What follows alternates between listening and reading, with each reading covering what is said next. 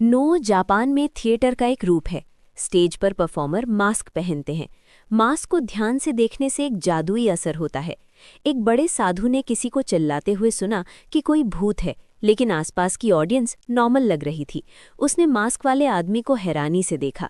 जब उनकी नजरें मिली तो उसके चारों ओर की दुनिया घूम गई। अचानक बड़े साधु सुनहरी रोशनी में लिपट गए। किसी वजह से उन्होंने खुद को एक बांस के पुल पर पाया। जैसे ही वो हैरान हो रहे थे, उन्होंने दो आदमियों को अपने सामने आते देखा। वे अच्छे कपड़े पहने हुए थे और उनका व्यवहार बहुत अच्छा था। बड़े साधु पास आए और पूछा कि वो कहाँ है। ये जानकर कि वो क्योटो में है, बड़े साधु की हंसी छूट गई। वो साफ तौर पर एडो में एक परफॉर्मेंस देख रहे थे। वो अचानक क्योटो में कैसे आ गए? और भी अजीब बात ये थी कि इन दोनों आदमियों ने एडो के बारे में कभी नहीं सुना था। ये सोचकर कि वो दिमागी तौर पर ठीक नहीं है, उन्होंने उससे आगे बात करने से मना कर दिया। हिकारू नाम के आदमी का सुंदर और मर्दाना चेहरा देखकर बड़े साधु के मन में एक अजीब सा ख्याल आया। क्या वो द टेल ऑफ जेंजी का हिकारू जेंजी हो सकता है? दो आदमियों को जाते हुए देखकर और फिर टेल ऑफ जेंजी को पानी में फेंके जाते देखकर क्या वो टाइम में चला गया था? अगले दिन बड़ा साधु सड़क पर चला गया। उसके कपड़े वहां के लोगों के बीच बिल्कुल अलग लग रहे थे। बच्चे उसे बेवकूफ़ समझकर परेशान कर रहे थे, जिससे वो एक गुजरती हुई पालकी से टकरा गया। गुस्से में बड़े साधु ने जोर से गाली दी। तभी पालकी का पर्दा उठा, जिससे उस औरत का सुंदर और नेक चेहरा दिखाई दिया। Rokujo no Miyasu Dokoro, the tale of Genji जैसा ही एक और नाम। बड़े साधु को यकीन था कि वो एक मनगढ़ंत दुनिया में आ गया है। जिस औरत को उसने अभी देखा था वो नॉवल की लेडी रोकुजो थी, लेकिन उसके लिए इन सब बातों से कोई फर्क नहीं पड़ता था। वो बस जल्द से जल्द असली दुनिया में लौटना चाहता था। जैसे ही वो जादू कर रहा था, सैनिकों की एक टुकड़ी अचानक दौड़कर आई और उसे गिरफ्तार कर लिया। जनरल की पसंदीदा रखेल को हर रात बुरे सपने आते थे। उसके सपनों में एक भूत था जिसे आड़ू खाना बहुत पसंद था, और बहुत सारे आड़ू खाने के बाद भी उसका पेट नहीं भरा था। लंबे नाखून उसके पेट की ओर बढ़ रहे थे। ऐसा लग रहा था कि वो उसके पेट में पल रहे बच्चे को खा जाना चाहता है। रखेल बहुत परेशान थी और चैन से सो नहीं पा रही थी। शुरू में उन्हें लगा कि बुरे सपने बस बुरे सपने हैं, लेकिन जब उन्होंने जमीन पर आड़ू की गुठलियां बिखरी देखी तो सब चौंक गए। जनरल ने सभी माहिर ओझाओं और एक अधपके साधु को बुलाया ताकि वे मिलकर भूत का भूत उतार सके। लेकिन साधु को लगा कि ये सिर्फ एक मनगढ़ंत दुनिया है जिसमें मनगढ़ंत किरदार हैं, और वो इसमें शामिल नहीं होना चाहता था। हालांकि पूरी तरह से शाही ताकत के इस जमाने में उसे मना करने का कोई हक नहीं था। उस रात वो और ओझा रखेल के बेडरूम के बाहर पहरा दे रहे थे। जैसे ही ओझा ने बोलना खत्म किया, एक अजीब सी लाल रोशनी दिखाई दी। ओझा बार बार धनुष की डोरी को रोशनी की तरफ खींच रहा था ताकि वो डरकर भाग जाए। धनुष की डोरी खींचना भूत भगाने का एक पुराना तरीका था, लेकिन इस बदले की भावना वाली आत्मा पर इसका कोई असर नहीं हुआ। उसका गुस्सा और बढ़ता गया। धीरे धीरे उसका एक भयानक चेहरा सामने आया। साधु को कभी उम्मीद नहीं थी कि कोई असली भूत होगा। डरकर वो जल्दी से ओझा के पीछे छिप गया। पूरा बेडरूम जबरदस्त गुस्से से भर गया।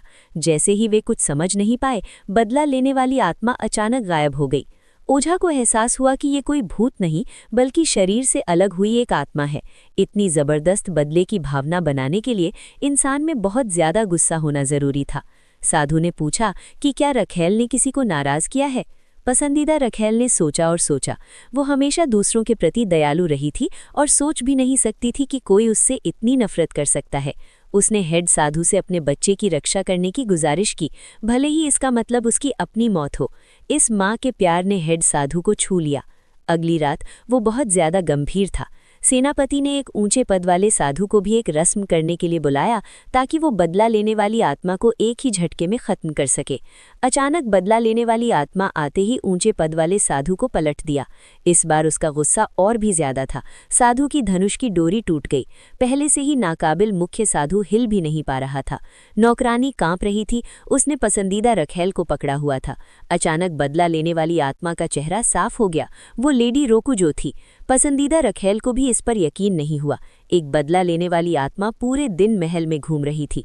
कभी कभी पसंदीदा रखेल की ओर अपने पंजे बढ़ा देती थी, जिससे हर रात महल में अशांति फैल जाती थी। किसी को उम्मीद नहीं थी कि परेशान करने वाली बदला लेने वाली आत्मा लेडी रोकुजो थी।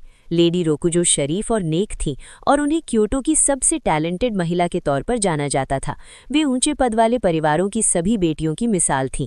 सबको इस पर यकीन नहीं हुआ। प्रॉब्लम को जल्दी से सॉल्व करने के लिए हेड मॉन्क ने लेडी रोकुजो को ढूंढा। लेडी रोकुजो भी बहुत परेशान थी। उसे हर रात बुरे सपने आते थे। सपनों में उसे बहुत ज्यादा प्यास लगती थी और वो सिर्फ आड़ू खाना चाहती थी। वो एक के बाद एक खाती गई जब तक उसे एक बहुत ही स्वादिष्ट आड़ू नहीं दिखा। उसे अंदर से पता था कि ये आड़ू खाने लायक नहीं है, फिर भी वो अपने शरीर की तलब को रोक नहीं पाई। ये आड़ू रखेल के पेट में पल रहा बच्चा था। लेडी रोकुजो को बहुत दर्द हुआ, जैसे उसके अंदर कोई शैतान रहता हो। हेड मॉन्क को लगा कि ये बातें मायने नहीं रखती। बात ये थी कि क्या वो रखेल से नाराज है। पसंदीदा रखेल की आंखें चमक उठी। वो कभी जनरल की पसंदीदा औरत थी, लेकिन जैसे जैसे उसकी उम्र बढ़ी और उसकी खूबसूरती कम होती गई, जनरल उसे कम देखता गया। वो अब उसके लिए बच्चा पैदा नहीं कर सकती थी। युवा, खूबसूरत और प्रेग्नेंट रखेल को देखकर उसके अंदर जलन होने लगी। उसी पल से उसे बुरे सपने सताने लगे। हेड मॉन्क को लगा कि लेडी रोकुजो ईमानदार है, कम से कम उसका ज़मीर तो था, इसलिए उसने उसकी मदद करने का फैसला किया। वो उस रात उस पर नज़र रखने के लिए रुका। किसे पता था कि वो भरोसे के लायक नहीं। मॉन्क सो गया है। लेडी रोकुजो की आत्मा ने फिर से उसका शरीर छोड़ दिया और उसे बिल्कुल पता नहीं चला। बदला लेने वाली आत्मा रखेल के कमरे में लौट आई। गार्ड उसे रोकने में नाकाम रहे। आत्मा लगातार रखेल के पास जा रही थी। मॉन्क आखिरकार आ गया। उसने उसे रोकने के लिए जादू करने की कोशिश की, लेकिन वो सच में एक नौसिखिया था। आत्मा के पंजे अज़न में बच्चे तक पहुंच गए। ठीक समय पर एक सुनहरी रोशनी चमकी। राजकुमार उसके पेट में दिखाई दिया। वो अपनी माँ की रक्षा के लिए मरने को तैयार था, अपने जन्म को कुर्बान कर रहा था। लेडी रोकुजो अपने बच्चे की माँ के प्रति भक्ति से भावुक हो गई और उनकी आत्मा को होश आ गया। सुनहरी रोशनी फिर से चमकी और रखेल को छोड़कर बाकी सब गायब हो गए। मॉन्क आखिरकार असली दुनिया में लौट आया। सबको लगा कि वो नाटक देखते देखते सो गया है। उसे खुद को भी यही लगा कि ये सिर्फ एक सपना है, लेकिन उसकी बाहों में जेंजी की कहानी गीली थी। असलियत और भ्रम, वो उनमें फर्क नहीं कर पा रहा था।